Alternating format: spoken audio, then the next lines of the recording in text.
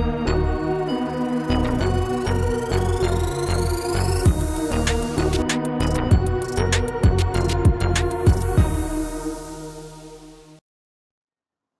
pelajar semua, Assalamualaikum dan salam sejahtera. Sekali lagi bersama Cikgu Iki di dalam kelas pengajian am. Pelajaran pada kali ini adalah berkenaan soalan STPM tahun 2014 bahagian C iaitu esei. Soalannya berbunyi, penguatkuasaan undang-undang bukan merupakan satu-satunya langkah untuk mencapai matlamat memelihara alam sekitar. Bincangkan. Okay, jadi di sini apabila kita lihat kepada soalan, kita mencari isunya adalah pemeliharaan alam sekitar. Okay, dan fokus soalan adalah langkah untuk memelihara alam sekitar. Dan di sini didapati ada idea wajib iaitu penguatkuasaan undang-undang. Okay, jadi formatnya adalah 1+4 iaitu 1 adalah idea wajib dan 4 ini adalah langkah-langkah yang lain. Okay, apabila kita berjumpa dengan soalan yang mempunyai idea wajib, ini sebenarnya adalah satu bonus di mana pelajar dah boleh dapat markah idea iaitu 2 markah.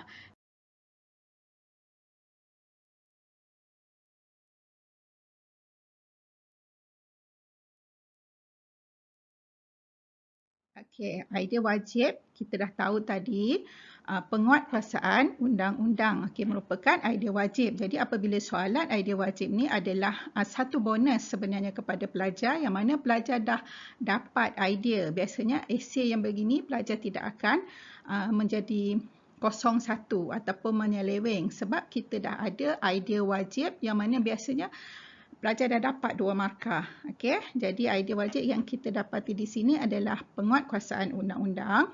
Okey, huraiannya penguatkuasaan undang-undang hendaklah dilaksanakan dengan tegas mengikut akta-akta yang telah diluluskan.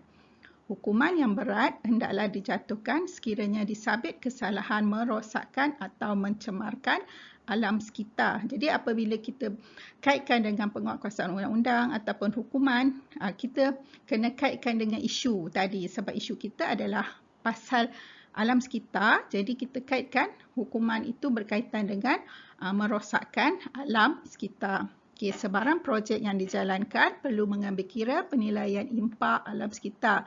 Sebagai contoh, dasar alam sekitar kita boleh bagilah di situ yang mana itu adalah di bawah penguatkuasaan undang-undang.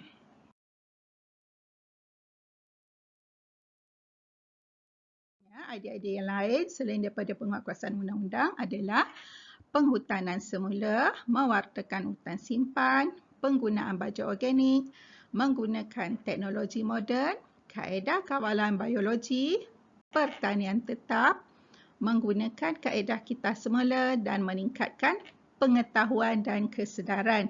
Okay, jadi kita akan lihat dengan lebih lanjut lagi idea dan huraian bagi idea-idea yang lain.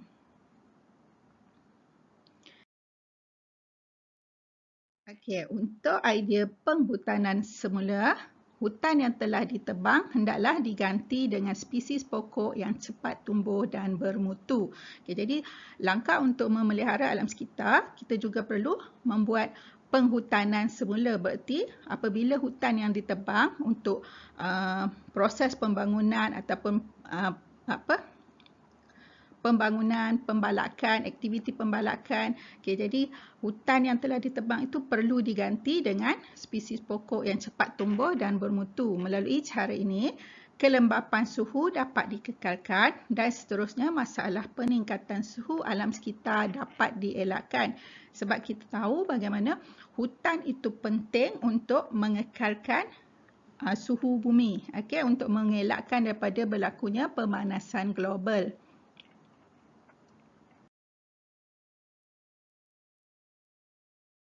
Yang seterusnya, mewartakan hutan simpan. Okay, tadi kita penghutanan semula, pokok yang ditebang, kita tanam semula. Okey, yang ini mewartakan hutan simpan. Pewartaan hutan simpan supaya tidak dicerobohi bagi tujuan memelihara ekosistem. Ini berarti hutan yang sedia ada itu dikekalkan sebagai hutan simpan yang mana tidak boleh diceroboh. Ini penting supaya ekosistem di dalam hutan itu terpelihara. Hutan-hutan simpan diwatakan sebagai khazanah negara. Jadi ini juga adalah langkah untuk memelihara alam sekitar.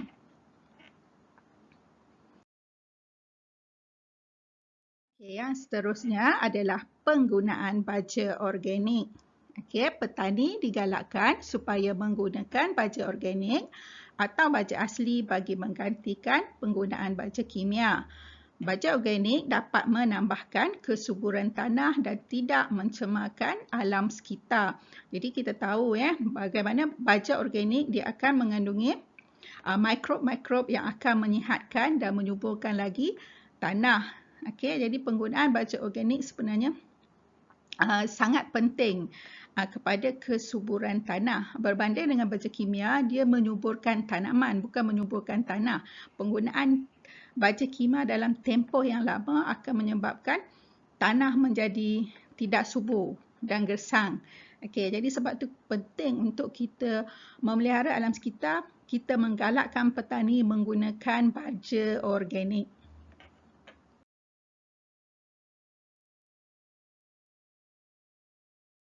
Seterusnya, langkah memelihara alam sekitar yang lain adalah melalui kaedah kawalan biologi.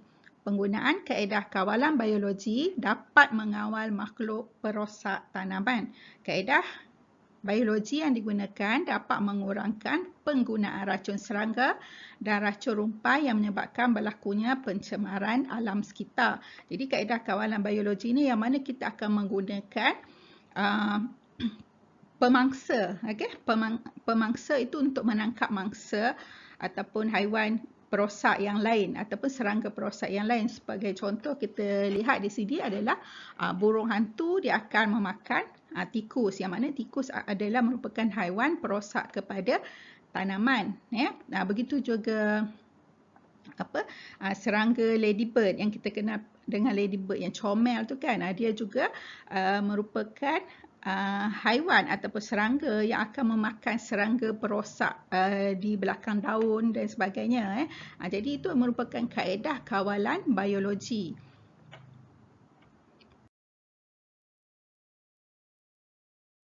Seterusnya adalah pertanian tetap. Petani-petani tradisional digalakkan mengamalkan kaedah pertanian tetap. Kaedah ini bertujuan untuk mengelakkan kemusnahan kawasan hutan yang berharga dan mengurangkan hakisan tanah. Yang mana kalau pertanian pindah, mereka akan berpindah randah.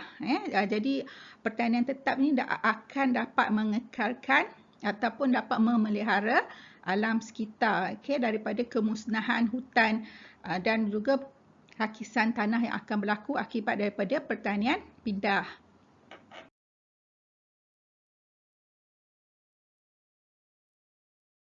Seterusnya, untuk memelihara alam sekitar adalah menggunakan kaedah kita semula. Pemeliharaan dan pemuliharaan alam sekitar melalui amalan kita semula merupakan satu perkara yang amat penting dalam usaha mencapai pembangunan yang lestari, berkualiti dan seimbang. Paling penting, amalan kita semula dapat menolong memelihara alam sekitar. Justeru dapat meningkatkan kualiti hidup rakyat Malaysia. Jadi maknanya kaedah kita semula ni akan dapat memelihara alam sekitar.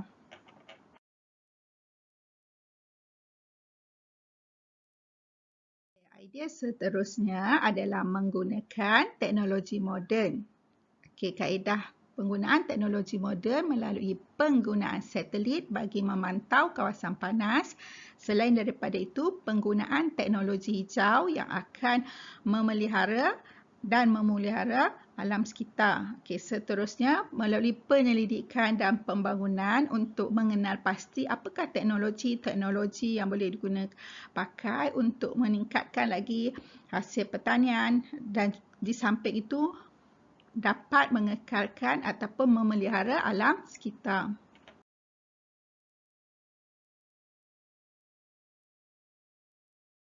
Dan seterusnya, Pemeliharaan alam sekitar dapat dilakukan melalui meningkatkan pengetahuan dan kesedaran. Melalui pendidikan formal dan juga pendidikan tidak formal. Jadi apabila adanya pendidikan formal dan pendidikan tidak formal, ini akan dapat meningkatkan pengetahuan rakyat, dan juga kesedaran dalam kalangan rakyat untuk memelihara dan menjaga alam sekitar.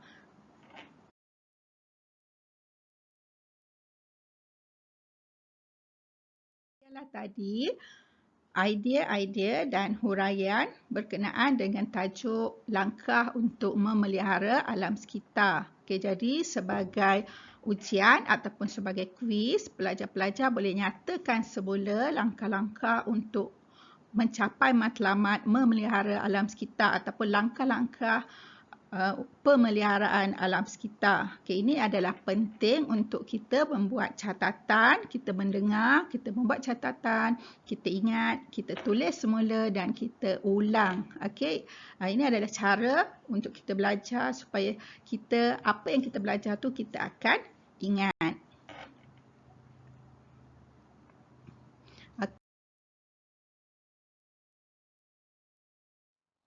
Sekian pelajaran kita kali ini. Semoga anda semua diberikan kefahaman oleh Allah.